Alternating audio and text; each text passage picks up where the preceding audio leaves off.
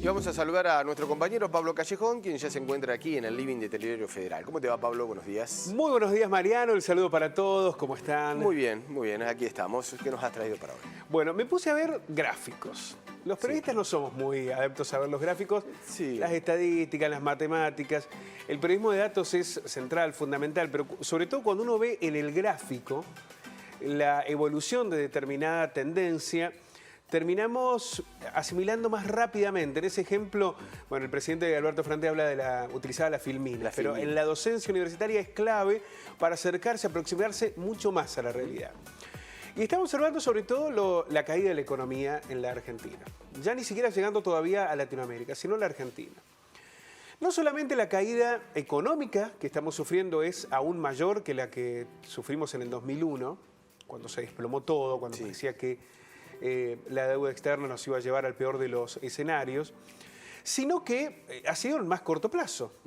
En el 2001 ya había una recesión que había comenzado con Roque Fernández durante el gobierno de Carlos Menem, continuó durante los 2 años y un poquito más de la presidencia de Fernando de la Rúa, hasta llegar a la debacle, el estallido. Ya no se podía pagar más, ustedes recuerdan, el blindaje, bueno, la situación desesperante de más del 50% de pobres. Eso es largo dentro de un mismo proceso. Efectivamente. Porque acá si aislamos la pandemia, también es corto, es abrupto, pero si observamos hacia atrás, también venimos de años muy complicados. Efectivamente, pero en ningún caso, incluso durante los 2 años de recesión con inflación, con caída del consumo, todas las variables los últimos en rojo, 2 años de Macri. Los últimos 2 años de Mauricio Macri, que dejaron todos los números en rojo, no mejoró ninguno de los indicadores. Pero nunca se había visto semejante desplome en tan corto plazo. No, claro. A ver, yo te lo voy marcando como si fuese en el dedito, vos vas viendo variables, ¿no? Va cayendo, y de golpe cae estrepitosamente. Es un desplome que nos lleva por debajo del 2001 y una línea recta hacia abajo.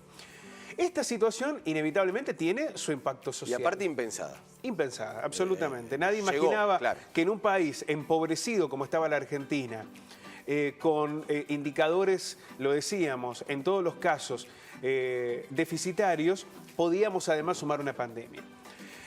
Esto va a provocar una debacle social inevitablemente. Mayor número de pobres, ya se habla de un 40-50%, pero además aquí hay un elemento que es central. ¿Por qué en lo primero que pensó el gobierno nacional tenía que ver con el hambre? Porque acá lo que se está poniendo en juego ya no es solo la riqueza de los argentinos, la capacidad productiva, la industrialización, el comercio. Acá se pone en juego la mesa, el plato caliente, la posibilidad de que todos puedan acceder a la alimentación sin recaer en el peor de los escenarios de la pobreza, que es el hambre. Hay una preocupación central que está dada, y la vamos a ver en algunas tramas, de cómo ha evolucionado en el mundo esta realidad. Y esto habla de lo mal que estamos trabajando económicamente, no solamente en la Argentina, sino desde hace ya muchos años en todo el planeta. Según un informe de la CEPAL, que es la segunda parte, una nueva instancia de la que habíamos trabajado en conjunto con datos de la ONU, el hambre podrá afectar en el 2030 a más de 67 millones de personas en América Latina y el Caribe. Hablamos del hambre. Ya no hablamos ni de la pobreza ni de la indigencia, hablamos de la incapacidad de acceder al alimento de todos los días. Esto surge de un informe de la Organización de las Naciones Unidas para la Alimentación y la Agricultura, que a través de la FAO se ha dado a conocer en la Argentina. Vamos a la próxima trama. La FAO también reveló que en 2019, 5º año consecutivo del aumento del hambre, porque estábamos hablando de la pandemia, ¿no? Decíamos, bueno, la pandemia se desplomó todo. Hace 5 años que aumenta el hambre en la Argentina, en Latinoamérica y en el mundo. Más de 47,7 millones de personas padecieron problemas de alimentación básica en el mundo. No tienen para comer. Ese es el elemento. No tienen para la alimentación y acá hay diaria. una diferenciación, Pablo, con el momento que estamos viviendo. Porque decimos la pandemia afectó las economías del mundo. En el 2019 hay economías pujantes. No, absolutamente. Es decir, hay economías. Lo que falta son políticas y redistribución para que no siga aumentando el hambre, no la pobreza, el hambre. Hay un profundo modelo de desigualdad en el mundo. Claro. Hay un capitalismo desigual. Ya nadie habla porque son muy pocos los países que tienen una estructura puramente comunista. No, Pensemos en la China. La China es un mercado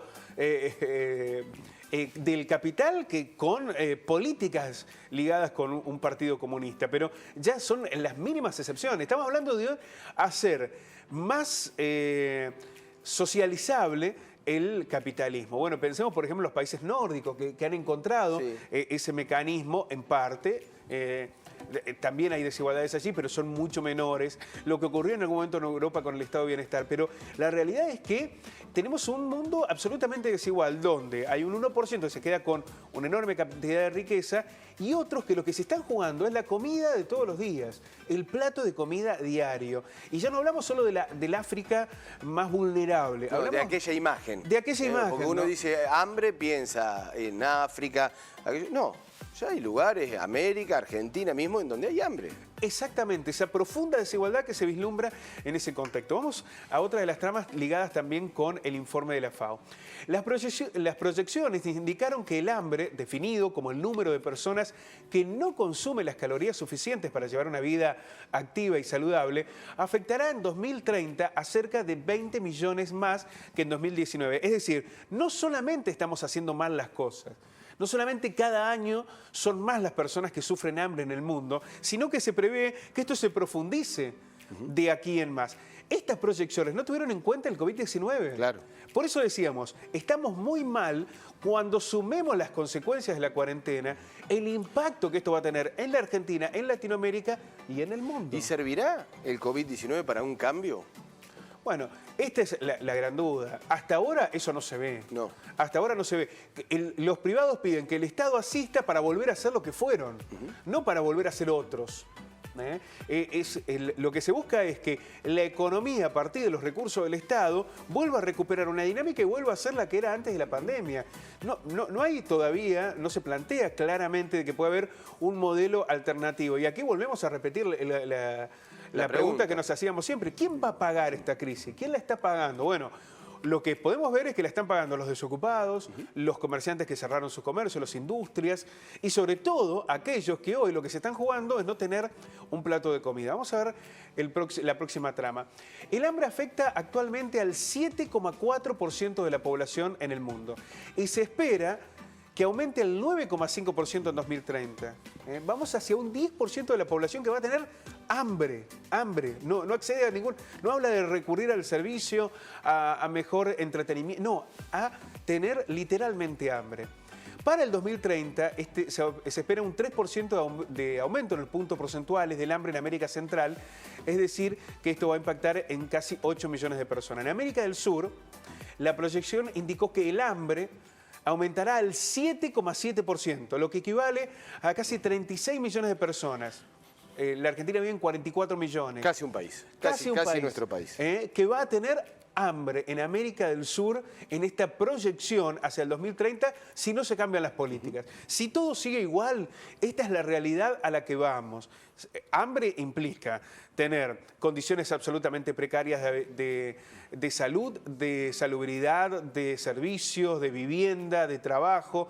Es todo eso, ¿no? Cuando no accedemos a esos elementos básicos, lo que viene es lo otro.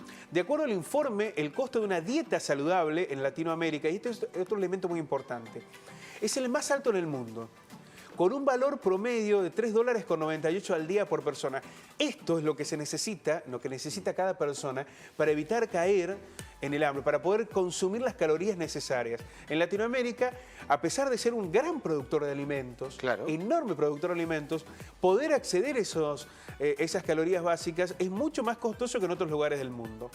La FAO reveló también que un 9% de la población regional sufre inseguridad alimentaria grave, lo que significa que las personas se han quedado sin alimento y en el peor de los casos pasan un día o varios. Claro, no hablamos de una dieta saludable, hablamos de comer. De comer, de tener algo. Efectivamente, en algunos casos hay un déficit calórico, ¿no? Exacto, un déficit alimentario. Efectivamente, no accedemos a esas calorías indispensables que se requieren para tener, porque eso después termina impactando en muchas otras cosas, en la salud, por ejemplo. Obvio. Pero en otros es no garantizarse la comida de todos los días. No tener la comida, no tener el plato. Efectivamente. Estos datos son contundentes sobre el camino hacia el que transitamos durante tantos años en esta economía y a la que vamos a profundizar a partir de lo que significa la pandemia. A ver, dos o tres situaciones. no hay sistema que se salve. No, claro. Digamos, acá ha habido por derecha, por izquierda, por el centro, más capitalismo, menos capitalismo, pero el hambre está. Es un gran déficit de la humanidad, de todos. ¿Interesa que no haya hambre? Porque si no parece mentira. Vos lo decías, somos productores alimentarios en la Argentina, en América del Sur, y hay números que son aterradores. Es decir, y esto no es un sistema más democrático, menos democrático, más de derecha, más de izquierda. Acá el hambre estuvo, ¿hace cuánto tiempo que venimos batallando con esta situación? Igualmente, los datos que termina revelando la FAO y la Organización de Naciones Unidas hablan que, sobre todo en el último tiempo, que había habido un momento en el mundo en que esa tendencia se revirtió. Bueno, volvimos a caer en esa debacle en la que año tras año hay más gente que no tiene para comer. Si a esto le sumamos lo que está ocurriendo con la pandemia, es una situación devastadora. Vamos a ver en otra de las tramas. Casi un tercio de los habitantes, 205 millones de personas, vive en condiciones de inseguridad alimentaria moderada. Son los que acceden de alguna manera a un alimento. Esto ocurre cuando las personas enfrentan incertidumbre en su capacidad de obtener alimento y se ven obligados a reducir la cantidad o calidad de los alimentos que consumen. En muchos países también vemos personas obesas y no es porque estén consumiendo los alimentos adecuados, sino porque están consumiendo mal. Una mala alimentación. Efectivamente, una alimentación de muchas calorías que tiene que ver con la mala elección de los alimentos. Bueno, es una realidad muy preocupante que nos va llevando en esta circunstancia a volver a replantearnos quiénes van a terminar pagando la crisis y hacia dónde queremos conducir la realidad de la nueva normalidad económica. ¿Queremos volver a ser lo que éramos antes de esta pandemia? Bueno, los números son evidentes. ¿O queremos otra cosa? ¿Queremos un rol más activo del Estado? ¿O queremos un rol, un mejor reparto de las riquezas que producen en el mundo? Bueno, aquí está planteada la gran discusión, pero sobre todo cuando lo que está en juego es la alimentación. Vamos a la última de las tramas, donde precisamente este informe también alertó sobre el aumento de la obesidad, lo que decíamos, tanto en niños como en adultos de la región de Latinoamérica, donde el 7,5% de los menores de 5 años viven con sobrepeso, mientras que el promedio mundial es de 5,6%. ¿Por qué? Bueno, porque están mal alimentados. Bueno, la comida está, el plato de comida está, hay que distribuirlo mejor y tiene que importar, que esto me parece que es clave, tiene que importar a quienes toman decisiones que la comida esté en la mesa de cada una de las personas en el mundo y en Latinoamérica. La región es la única en desarrollo con una prevalencia de emaciación, niños y niñas que tienen bajo peso para su talla, que este es el otro tema, la malnutrición, del 1,3% por debajo de las metas de la Organización Mundial de la Salud. Bueno, mal alimentados, obesos porque están mal alimentados, desnutridos porque están mal alimentados. Y enorme cantidad de personas de población que no acceden al plato de comida. Bueno, y sobre todo en los niños, ¿no? Hay muchos estudios que en la temprana edad pasar hambre después repercute hacia el futuro. Y son generaciones enteras de distintos países que lo vamos a estar sufriendo. Absolutamente. Pablo, muchísimas gracias. A ustedes.